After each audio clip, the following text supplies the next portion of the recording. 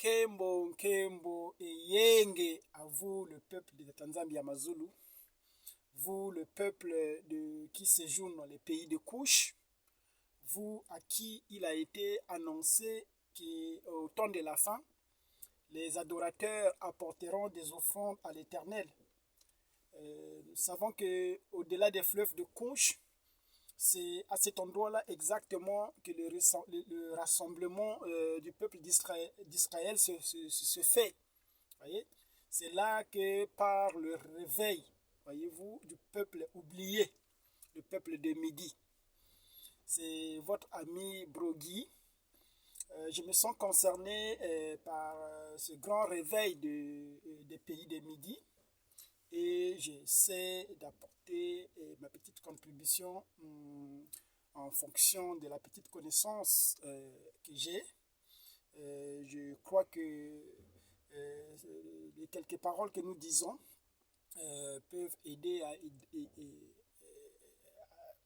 à accompagner l'éveil du peuple de l'Éternel. Voilà. Comme vous le savez, nous avons martelé beaucoup sur la religion. Demandons aux gens d'abandonner la religion ou toutes les religions étrangères pour entrer dans la spiritualité Congo, la spiritualité israélite si vous voulez, parce que nous croyons que lorsque nous parlons de civilisation Congo ou des peuples de la Bible, ils ne pratiquaient pas une religion, mais ils étaient ancrés dans la spiritualité. Nous avons montré que la spiritualité marche avec la science et que tout ce qui s'est fait dans les temps antiques, à savoir tout ce qui a contribué à faire rayonner la civilisation égyptienne, voyez-vous, tout cela était basé sur la spiritualité voilà, qui dominait ces territoires, montrant ainsi que la science marchait de pair avec la spiritualité. Les gens ne savent pas faire le distinguo entre la religion et la spiritualité. Je le dis en fonction des réactions qu'ils manifestent suite à ce que nous disons nous. Voilà.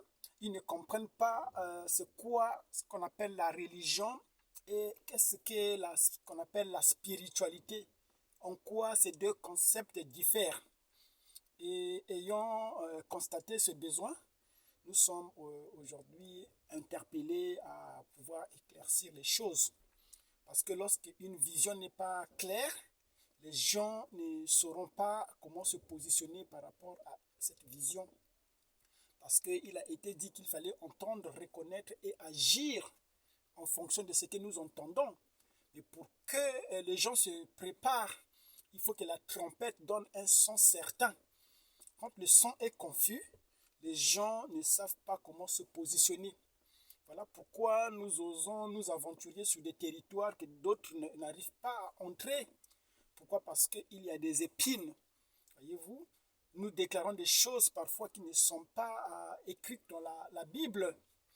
Parce que nous croyons que la Bible ne contient pas toute la parole de Dieu. La parole de Dieu est dans les zodiaques. La parole de Dieu a été écrite dans la pyramide. La parole de Dieu est en nous. Parce que la Bible dit qu'il a fait de nous des épîtres que le monde devrait lire. Vous voyez? Pourquoi? Parce que nous les croyons véritables, nous sommes les paroles du livre. Il a été promis qu'au temps de la fin, les mystères vont s'être révélés. Et lorsque les mystères seront révélés ou sont révélés, c'est en ce moment-là que nous dirons des choses que l'œil n'a point vues, que l'oreille n'a point entendues et qui n'étaient même pas encore montées dans le cœur des hommes, de l'homme, les choses que Dieu avait préparées pour ce temps-ci. Voilà, ça c'est une petite introduction pour entrer dans le vif de mon sujet. Je suis en train de donner suite à ce que j'avais parlé la dernière fois concernant les questions et réponses que j'avais reçues. J'avais parlé sur beaucoup de sujets en même temps Et effectivement, il y a eu des réactions par rapport à ça. Voilà. Nous répétons que nous ne sommes pas hostiles à ce que les gens nous critiquent, que les gens nous posent des questions. Nous comprenons que effectivement c'est une réaction qui est normale et nous sommes conscients que les choses que nous disons, c'est des choses qui sont difficiles à accepter. C'est des choses qui ne sont pas habituelles. Voyez? Pourquoi? Parce que nous estimons être au début d'une nouvelle ère. Voyez? Nous sommes au début d'une nouvelle ère et nous annonçons des préceptes, nous annonçons des choses que nous estimons vont constituer un socle, un fondement pour la nouvelle civilisation qui se dessine. Il n'y a que les religieux qui dorment aujourd'hui. Ce que vous voyez, les hommes scientifiques, ils sont en état d'alerte. On a vu comment le président Macron, dans son discours sur l'Afrique, il a clairement dit que l'Afrique était l'avenir du monde était en Afrique, était l'Afrique. Voyez? Mais seuls les Africains sont dans l'amnésie encore. Parce que l'Africain est dans un profond sommeil des siècles. C'est vrai qu'il essaie de se réveiller, mais avec beaucoup de lenteur. Voilà pourquoi nous voulons joindre notre voix à celle des autres pour essayer de réveiller l'Africain qui dort. Voyez? Donc nous sommes en train de vivre un moment capital dans l'histoire du monde. Oui? Les prophètes disaient que c'était un temps glorieux. Abraham, lorsqu'il a vu cela, parce qu'Abraham cherchait une cité dont l'architecte et le créateur serait Dieu. Mais il n'a pas à son temps pu avoir ce privilège de rentrer dans cette cité. Et cette cité qui est le Nsiami, qui est le Sion, la ville de Sion, Nsiami, voyez-vous, c'est nous qui avons le privilège d'être cette cité. Voyez-vous, Abraham aurait voulu être assis ici à entendre les choses que nous disons. Mais le privilège ne lui avait pas été donné.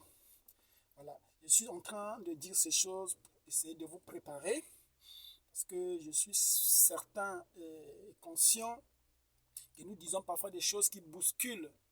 C'est pourquoi j'aimerais vous encourager, si vous avez des questions, à ne pas hésiter. Voyez? Nous croyons que lorsque les choses sont révélées, il n'y a plus de place pour l'ignorance.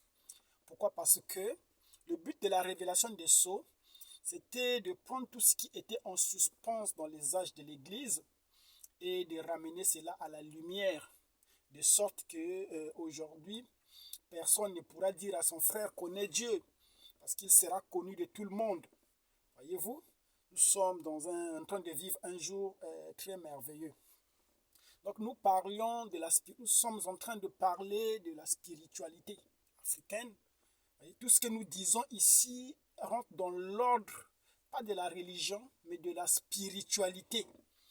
Nous avons dit que nous sommes les Israélites, et les Israélites pratiquent ce qu'on appelle la spiritualité, ce qui est différent à la religion, qui est un système qui a été conçu pour manipuler les autres peuples. Voyez? Nous sommes des gens spirituels.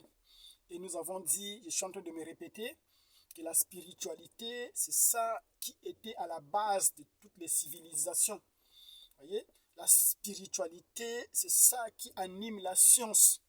Parce que la science ne dépend que de la spiritualité.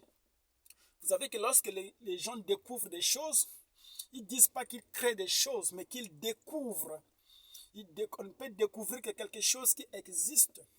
Or, toutes les choses que la science découvre, et ces choses-là existent, mais dans des sphères un peu plus évoluées, dans une sphère spirituelle.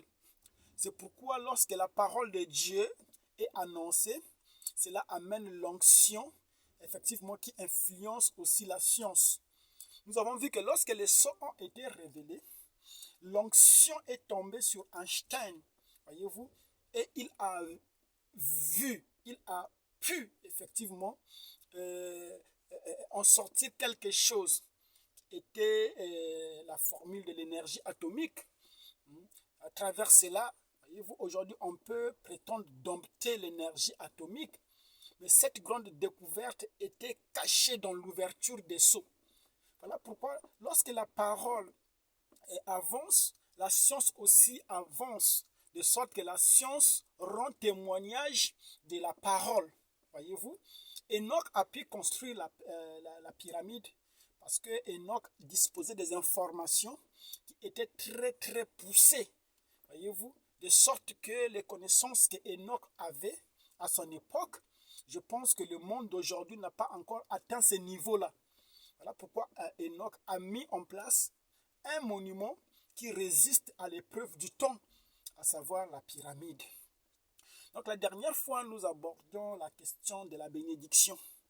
Pourquoi? Parce que j'ai regardé autour de moi beaucoup de courants de pensée qui enseignent la bénédiction, voyez-vous, et qui font des séminaires par-ci par-là pour montrer comment les peuples doivent être bénis, voyez-vous, comment nous passons à côté de la bénédiction à cause de l'ignorance. Moi, j'encourage toutes ces initiatives. C'est de bonnes choses. Parce que nous pensons que dans toute chose, voyez-vous, c'est toute chose, il faut comprendre les principes. Voyez-vous, toute chose est régie par un certain principe. Une fois que vous manquez de comprendre le principe, vous ne pouvez pas comprendre effectivement comment la chose se manifeste. Si vous ne comprenez pas le principe de la procréation, par exemple, vous ne saurez pas comment on fait des bébés. Voyez?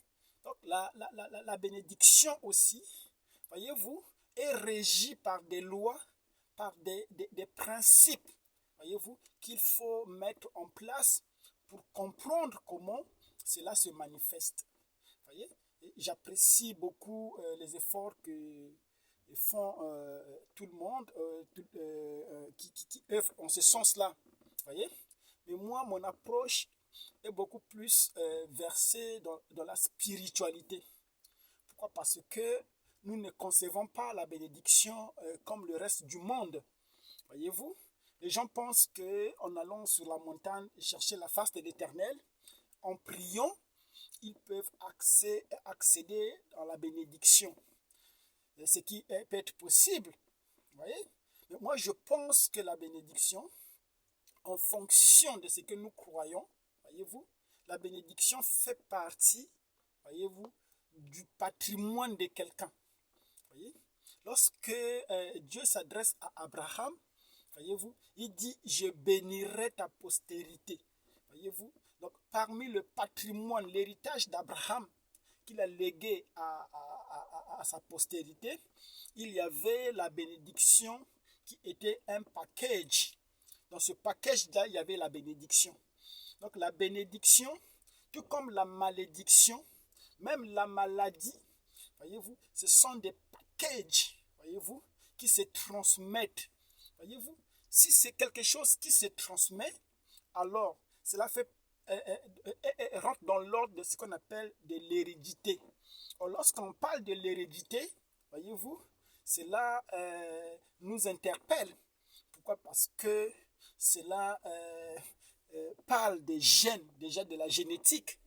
Pourquoi? Parce que tout ce qui est héréditaire, c'est tout ce qui est génétique en nous, voyez-vous, que nous transmettons. Voyez-vous? Oh, c'est tellement merveilleux.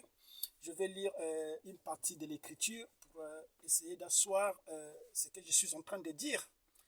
Donc, nous lirons dans le livre de la Genèse, je pense que c'est la Genèse 27. Genèse 27, nous commencerons au verset 30 jusqu'au verset 40. Je lis la version seconde de 1910. Donc le verset 30, Genèse 27. Isaac avait fini de bénir Jacob. Et Jacob avait à peine quitté son père Isaac qu'Ésaü, son frère, revint de la chasse.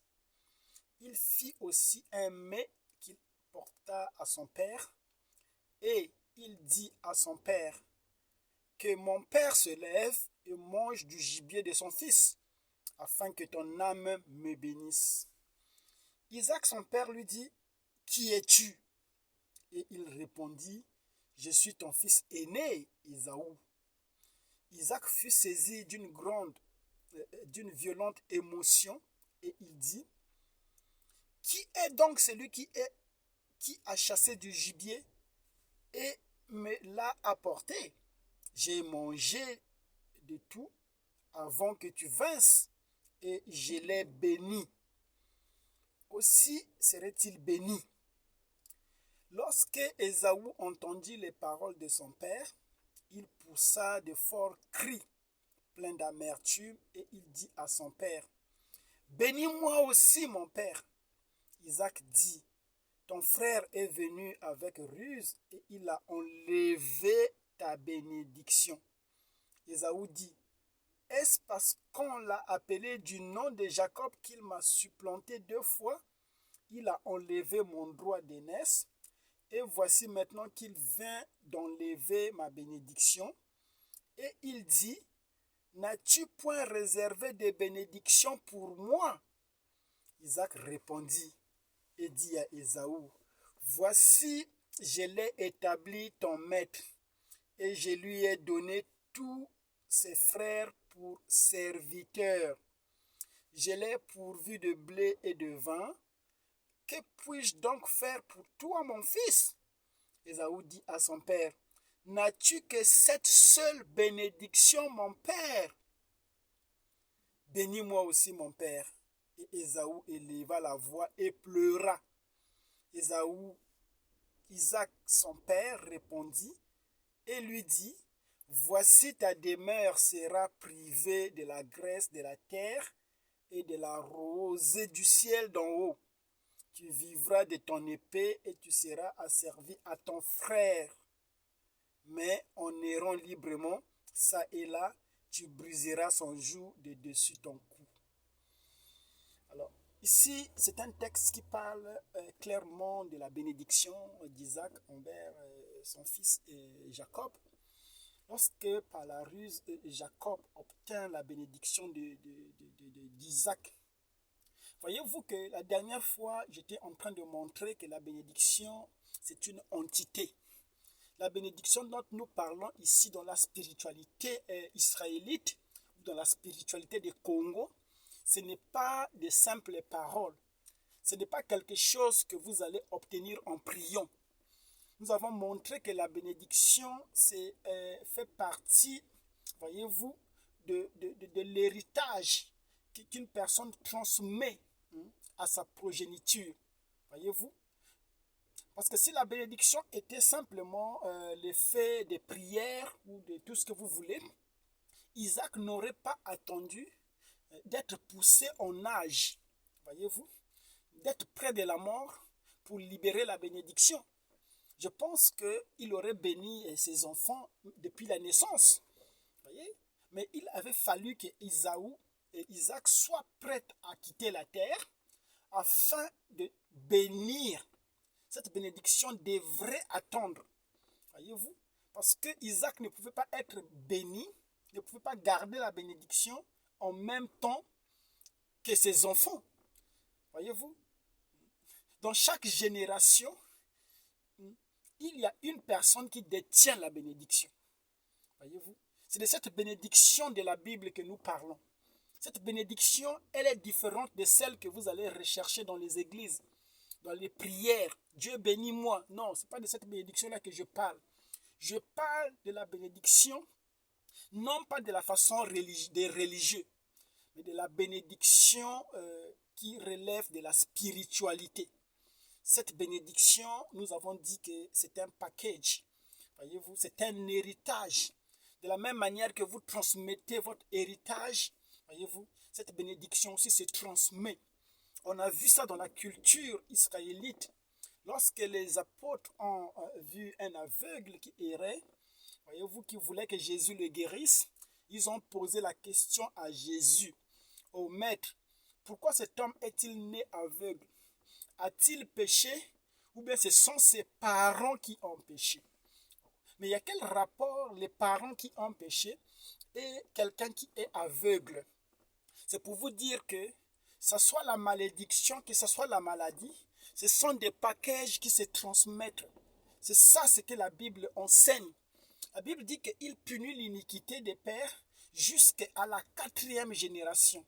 C'est-à-dire que vous péchez, mais votre péché rentre dans l'héritage que vous transmettez à votre progéniture.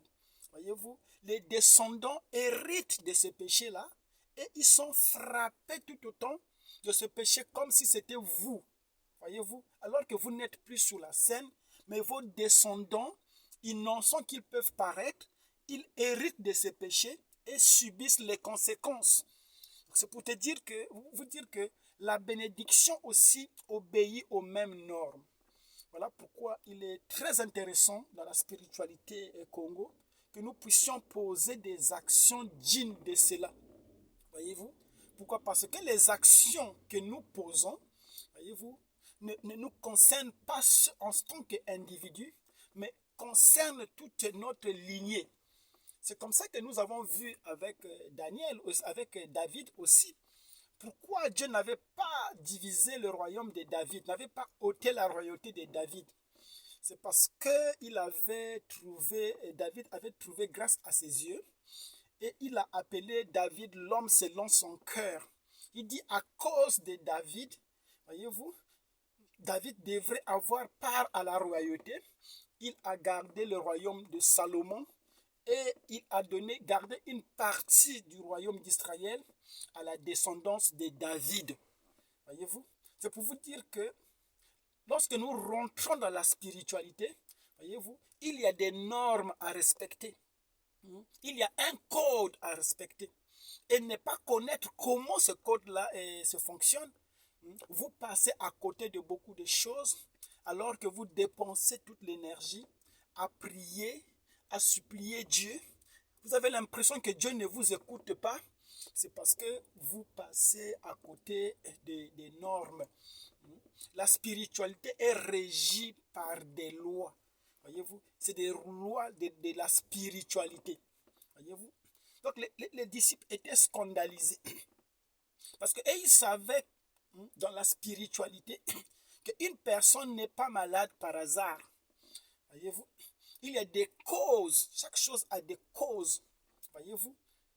Et en recherchant les causes, voyez-vous, de cet aveugle qui a rendu cette personne aveugle, ils ont posé la question à Jésus de savoir si c'était les parents ou si c'était lui-même qui avait péché. Mais Jésus a dit, ce n'est ni ses parents ni lui-même, mais cela a été prédestiné pour manifester la gloire de Dieu. Voyez-vous? Et cela, c'était une bonne chose. Donc, je reviens sur Isaac pour dire que si la bénédiction, selon Isaac, voyez-vous, était une prière, était un souhait, comme nous aimons le penser, voyez-vous, Isaac n'aurait pas attendu le jour de sa mort pour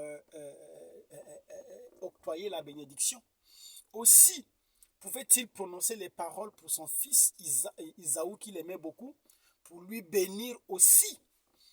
Mais nous voyons ici dans l'esprit de cette écriture que Isaac était incapable de bénir 2 fois. Voyez-vous? Pourquoi? Parce que cela nous montre à suffisance que la bénédiction dont il s'agit ici, c'est une entité. Voyez-vous? C'est un symbole. Voyez-vous? C'est un esprit. Voyez-vous? C'est quelque chose, une énergie, voyez-vous, distincte. Voyez-vous? De tout ce que vous pouvez imaginer. C'est ce que dans notre culture, le Congo, nous appelons le Nkodja. C'est comme ça que cela se manifeste. Voilà une preuve supplémentaire qui montre que nous sommes les Israélites de la Bible. Parce que cette pratique que nous voyons se faire dans notre culture africaine, la transmission de la bénédiction, c'est exactement de cette manière que la bénédiction se transmettait dans la Bible. Voyez-vous, Isaac avait donné quelque chose, voyez-vous, à Jacob. Cette chose peut être symbolisée par un objet qu'il confie, ça peut être un bâton, voyez-vous. Mais ce bâton-là, c'est une énergie, voyez-vous. C'est juste un symbole qui cache un égrégore. Donc je disais que la bénédiction en Afrique, c'est un égrégore, voyez-vous. Tant que vous ne savez pas comment créer un égrégore de la bénédiction, vous serez incapable de transmettre cette bénédiction. Voyez-vous, c'est de ça que nous étions en train de parler. J'avais promis, je ne vais pas rentrer dans ce sujet aujourd'hui, j'avais promis parler de comment on crée un égrégore. Voyez-vous. Oui. Parce qu'un égrégore, c'est quoi? C'est un ensemble de principes que vous mettez en place et vous donnez vie à ces principes, de sorte que ces principes deviennent une entité. Voyez-vous? Une entité, pourquoi? Parce qu'il y a de l'énergie dans ces principes. Or, vous savez que tout ce qui a de l'énergie en soi est vivant. Voilà pourquoi la bénédiction, c'est une vie. Voyez-vous? Vu que c'est une vie, alors elle doit être régie par des lois qui régissent la vie. Voilà pourquoi il faut conserver la bénédiction. Toute vie doit être conservée. Comment on conserve une vie? C'est en respectant les principes qui régissent cette vie. C'est comme nous sommes des êtres humains. Si nous ne mangeons pas, si nous nous comportons n'importe comment, je pense que nous ne serons pas capables de conserver cette vie que nous avons. Pour que nous puissions conserver la vie, être en vie, il y a une certaine manière d'être. C'est ce qu'on appelle des principes à observer. Voyez-vous? Voilà pourquoi la bénédiction que Dieu parle dans la Bible, celle qu'il a donnée à Abraham, voyez-vous, il a confié des lois dessus. Il a mis des principes pour régir cette bénédiction. Donc Israël a perdu la bénédiction parce que Israël n'a pas pu observer les principes qui accompagnent la bénédiction. Voyez-vous? Voilà pourquoi la bénédiction a été enlevée, ou la bénédiction était morte. Voyez-vous? Donc ressusciter la bénédiction aujourd'hui dans la spiritualité Congo, ça demande à ce que l'homme revienne aux principes qui régissent la bénédiction. Je disais que la bénédiction dont nous parlons ici fait partie du patrimoine de quelqu'un. Voyez-vous? C'est comme ça que dans notre culture, les Congos, la bénédiction était transmise. C'est ce qu'on appelle le nkodia. C'est-à-dire que si vous trouvez grâce aux yeux de votre ancêtre, avant qu'il ne meure, il vous donne, effectivement, il vous transmet la bénédiction. La bénédiction, c'est une entité, voyez-vous, qui est à votre service pour apporter le bien-être. Pourquoi? Parce que l'homme n'a pas été créé pour se débrouiller. L'homme n'a pas été créé pour se prendre en charge. Non. Voilà pourquoi on parle de la bénédiction. La bénédiction, c'est la loi de sans effort. C'est-à-dire que la bénédiction vous amène ce qu'on appelle la prospérité sans le moindre effort. Voyez-vous? La bénédiction, c'est un privilège que vous avez, voyez-vous, à développer, voyez-vous, la richesse sans beaucoup d'efforts. C'est un esprit, voyez-vous, qui est à votre service pour essayer d'assurer le bien-être. Pourquoi? Parce que n'importe quel homme qui veut consolider sa lignée est obligé, voyez-vous, de sécuriser sa lignée. C'est pourquoi dans la culture Congo, les Israélites, lorsque vous trouvez grâce aux yeux de votre ancêtre, ils vous confient la bénédiction. Voyez-vous, ils vous donnent ce package-là. Voyez-vous, et nous allons, dans la prochaine vidéo, expliquer comment les familles arrivent à mettre en commun cet égrégore. Voyez-vous, une fois que nous comprenons comment ces choses fonctionnent, je pense que nous allons être connectés à ces choses-là qui sont au service des peuples. Voyez-vous, la religion nous a détournés de tous ces privilèges-là. Voilà pourquoi l'homme africain s'est senti dépouillé, effectivement de ses pouvoirs. L'homme africain s'est senti déconnecté. Voyez-vous, déconnecté de tout ce qui est d'ordre de la nature. Voyez-vous, parce que l'homme en lui, il a des pouvoirs, il a des liens. Voyez-vous, et ces liens sont d'ordre héréditaire. Voyez-vous, nous allons parler, je pense que j'ai fait un grand effort pour ne pas entrer dans mon prochain sujet, parce que ce sujet sera consacré sur l'élaboration, la mise en place des principes. Je vais montrer comment les grandes loges sont arrivées à être des loges aujourd'hui.